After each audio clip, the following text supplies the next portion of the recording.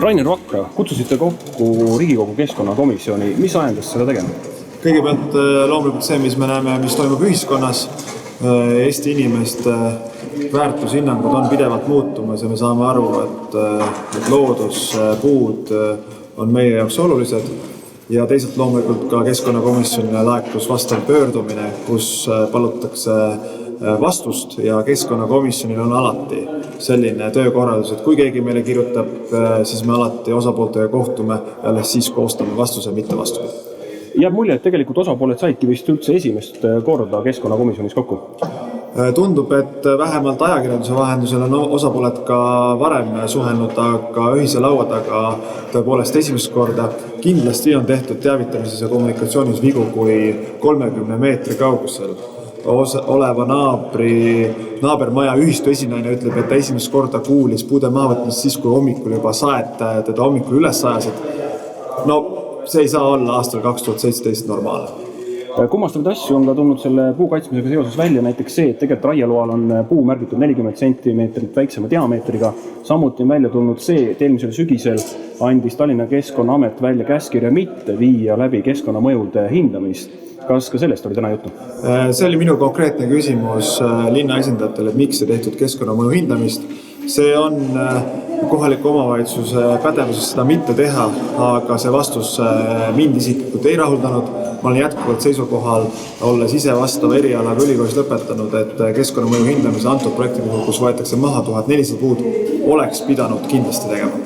Kas sai ka midagi selgemaks, on mingisugust päikesekiirt loota? Kindlasti on see väga valus õppetund.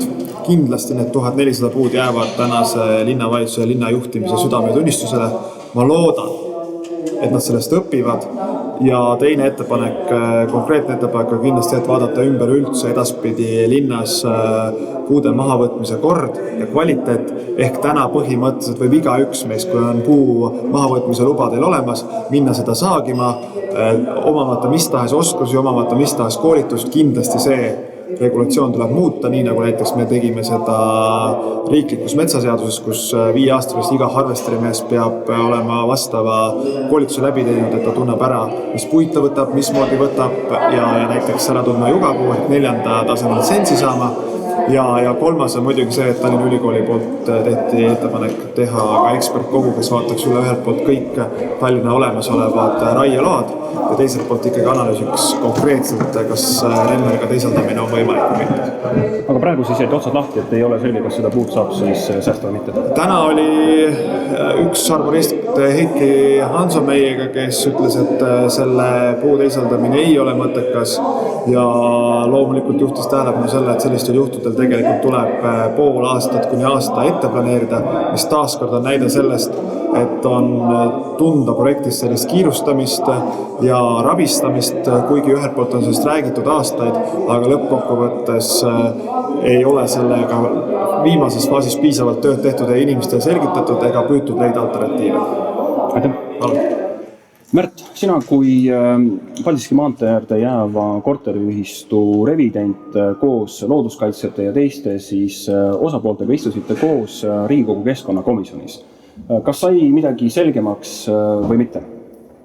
No esmalt ma tahaks kindlasti tänada Riigikogu keskkonnakomisjoni, et nad on võtnud vaevaks ka Haabersti elanike selle probleemiga tegeleda, et ega me muidu linnavalitsusega laua taha ei saanud ja seda tahet neil pole olnud, et selles osas on väga hea, et see nüüd toimus. Aga ega me targemaks ei saanud mitte midagi. Et me ei saanud vastuseid, miks on vaja seda Paldiski maantee trassinurka muuta, miks on kaubandusele seda eraldi sissepööramisrida vaja, mis tingib trassinurga muutuse. Me ei saanud vastust selle osas, et mis nüüd soovitatakse teha elanikel seoses selle kuni 100 detsibelini kasvanud müraga. Palju on jätkuvalt linnavalitsuse käes. Riigikogu keskkonnakomisjon ilmselt teeb kirjaliku ettepaneku linnale astuda siis inimestega dialoogi ja teha üks töögrupp, mis selle küsimuse lahendaks. Muidugi positiivne oli see, et kuni 2023 vist on need Euroopa Liidu rahad on veel saadaval niimoodi, et meil ei ole kiiret seoses sellega, et nüüd mingisugune rahakasutusperiood lõpeb ära. Et siin saab rahulikult aega on, et see asi ilusti ümber teha ja läbi mõelda ja nii palju sai selgemaks. Tuleb välja ka see, et ega inimesed pole ju neid plaane väga isegi näinud, et kuidagi justkui kiirustades ja te lausa tegite teabenõude ja te pidite minema lausa ametisse koha peale, et näha neid plaane, et need ei ole võimalik, et võtad kuskilt ja vaatad ja saaksid aru, millest käib jutt. Jah, tegime teabenõude. Linn alguses pikendas seda teabenõudele vastamise tähtaega, siis 5. päeval saatis, et 15 päeva pärast vastame. Ja siis 15 päeva pärast vastas, et teave on liiga mahukas, et seda edastada. Ja siis võimaldas tund aega tutvuda selle umbes 15 kaustaga kontoris tunni aja jooksul. Ja siis kui tund läbi sai, siis lisati välja, et äärmiselt huvitav avalikkuse kaasamine. No, tegelikult ju siit jääb mulje, et siis ikkagi seda teavet, mida on kõigile vaja, et kas või teha omapoolsed ettepanekud, kuidas seda projekti parandada, seda on väga raske kätte saada. Jah, ja tundub, et siin on nagu alates projekteerimisest pidevalt on see projekt muutunud ja täienenud. Näiteks see 2016 aasta märtsis vastu võetud nii-öelda lahenduse variant 2, see ei vasta sellele, mida täna ehitatakse absoluutselt. Ja mitte keegi ei ole rääkinud kordagi, et nendest negatiivsetest mõjudest, et meil võetakse 1000 puud maha või et müratase suureneb 100 detsibellini, et kõik räägivad, kui hea ja tore see lihtsalt olema saab. Aga siin kaamera taga nii omavahelistes vestlustes ametnikega jäi kõlama, et mööname, et see oli halb õppetund ja ega enam midagi päästa ei ole ja mis ta ikka, kuidas seda kommenteerid? Paldiski maantee trassi nurka tuleb liigutada. Et täna oli küll positiivne oli, et Heiki Jansoo, Eesti üks top-arborist, ütles, et suuri puid on ka võimalik liigutada niimoodi, et teoreetiliselt on täitsa võimalik see puude allee küll mitte nüüd nii suurte, näiteks 70 sentimeetrise läbi mõõduga tammedega asendada, aga väiksematega esialgu, et mis võib-olla 5 aasta jooksul tekitaksid võra, mis hakkaks ka natukene juba müratukene nagu tööle. Kuna see teave tundub isegi poolsalajane olevat, mis selle projektiga seondub, siis ongi raske öelda, et milline see plaan seal täpselt õige on. Aga seal tuleb ju alla siis selle viadukti pealt 2 kaherealist teed. Ja ka nende teede vahel on ju plaanitud mingisugune müstiline haljasala. Tegelikult võiks ju selle vahelt ära jätta ja selle puu saaks ära kaitsta, on nii? Jah, meie leiame, et need 2+2 rida võiks üksteisega külgnema jääda. Ja kogu see tee võiks nihkuda lihtsalt transpordimaal on ka piisavalt ruumi, et nihkuda põhja poole. Ja see oleks säilitanud kogu selle väikeisme elamuid kaitsva kõrghaljastuse. Aga saemehed siis enam ümber puu öösel ringi hiili ja ootavad, millal puukaitsed ära lähevad, et saaks sae sisse lüüa?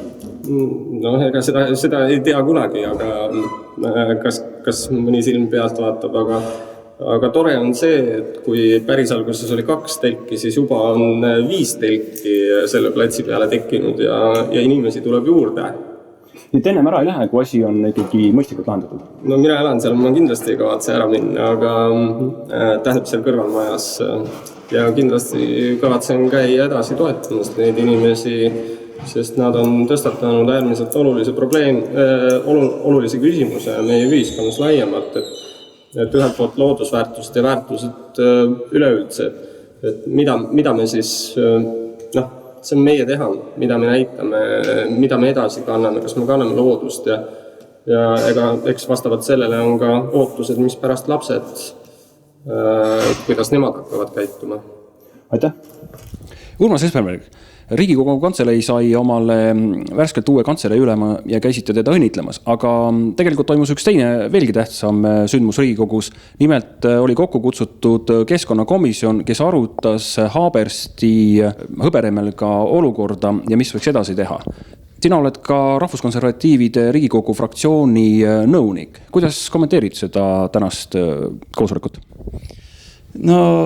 Populist, kõige markantsem populist Eestis Rainer Vakra sellist komisjoni juhtimas, ega sealt midagi head oodata ei olnud. Et jah, mõistame hukka, mõtleme, sügame kukalt, võtame õppetunnid tulevikuks, ega puu võtame ikka maha. nii et nagu ma arvasin, ega sealt midagi nagu positiivset loodushoiu poole pealt ei tulnud. Aga mis puudutab nüüd seda puud, siis sellest ühest puust hullem on see kogu see protsess seal Keskerakonna poolt läbi viiduna, kus ei ole tehtud keskkonnamõju hinnanguid, nagu nähtub, kus on maha võetud terve ilus põlispuude allee, mis oli Rannamõisa tee ääres, nii pärnad kui ka kuused. Äkki oleks seda kõike saanud teisiti teha. Nii et see on see põhiline murekoht. Jah, lisaks sellele puule, et tegelikult ju kui sinna süüvidegi, siis tuleb välja selline üldine hoiak ja mentaliteet, kuidas aetaksegi asju. Ja kummastama paneb see, et puu on valetatud raieloa peal väiksemaks, kui see tegelikult on, samuti jäetud keskkonnamõjud hindamata ja ka selline see projektiga ümberkäimine üldse kohalikud elanikud käisid linnavalitsuses alles nüüd tutvumas selle projektiga. Kuidas kohaliku elanikuna elad ju seal samas kandis? Kuidas sina tunnetad seda isiklikult seda linnavalitsuse toimimist? No nüüd ma olen sealt mööda sõitnud nagu hulgem, ja hakkan võib-olla kuidagi, aga no esimene mulje oli kohutav, lihtsalt kõik on lage. Nii et ma iga kord sõitsin tööle koju, ilusad puud olid ja nüüd ma näen, et kõik on jumala lage nagu põld. Ja see oleks veel, ja küll sellised suurlinnad, et teemaja, aga linn, kes tahab saada rohelise pealinna tiitlit, kes tahab saada puupealinna tiitlit ja Aabersti Aaberst on ju alati olnud selline roheline linnaosa. Siis selle jaoks tundus see asi lihtsalt kohutav ja masendav, nii et väga kurvad, aga nii ta on. Puulinna tiitel on ju Tallinnal juba käes ja selle kohta on naljatledes öeldus, et ega enam pole puidki vaja, et tiitel on ju olemas. Aga kas või mis ikkagi annaks seal teha?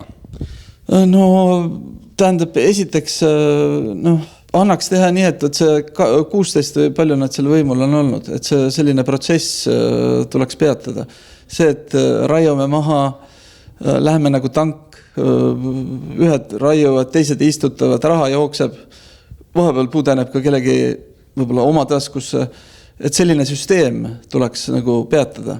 Ja selleks on jumal tänatud nüüd valimiste hetk, mis võimaldab inimestel teha oma otsuse sügisel ja uut moodi siis hakata asjadele lähenema. Mis tagantjärgi, seal on juba kõik on hävitatud, ega see puid nagu tagasi ei istuta, seal oli küll minu arust lubatud, et osa istutakse ümber, aga minu arust ma ei ole küll ühtegi ümber istutamist täheldanud ja ka need spetsialistid, kes sealt Norrast olid ja ei täheldanud, et ühtegi oleks ümber istutatud. Nii et põhiliselt oli raie, uued puud kasvavad miinimum 50-60 aastat tulevastele põlvedele, kaugelt paistab kõrge betoon kaar, nii et selline on praegune väljavaade. Aga jah, kui me saaks selle korruptiivse võimu ära vahetada, siis me saaks asju hakata uutmoodi ajama. Kogu selle asja tagant paistab välja üks teine Eestis juba tavaks kujunemas nähtus, et need ametkonnad, kes peaksid seisma head, eks ole, looduse säilitamise, kaitsmise eest, inimeste elukeskkonna hoidmise eest, need ametnikud tegelikult on ju nii-öelda tagumikuga inimese poole. Ja inimesed peavad hakkama koguma raha nüüd ise juurde, olles juba maksnud nende ametkondadele palka, et võidelda nende ametkondadega siis oma huvide eest, mida need ametkonnad ei kaitse. No see on nagu juba sotsioloog Weber ütles, et Max Weber, et bürokraatia see on masin, mis sööb lõpuks ära inimesed. Ja seda hämmastavam on see, et näiteks Pääskülas, kui puuoksad hakkasid varjutama mu emal näiteks juba päikesevalgus, siis selle puu mahavõtmiseks tuli kulutada ohtralt ametkondade uksi ja samas, kui võetakse maha terve allee, käib see nagu väga kergelt. Nii et see on nagu raha, sellised huvid juhivad neid asju väga kindlalt, mis on inimestele kahjulikud. Ja võt neid projekte, selliseid protsesse tuleks pidurdada, tagasi pöörata ja alustada nagu inimlikult. Aitäh!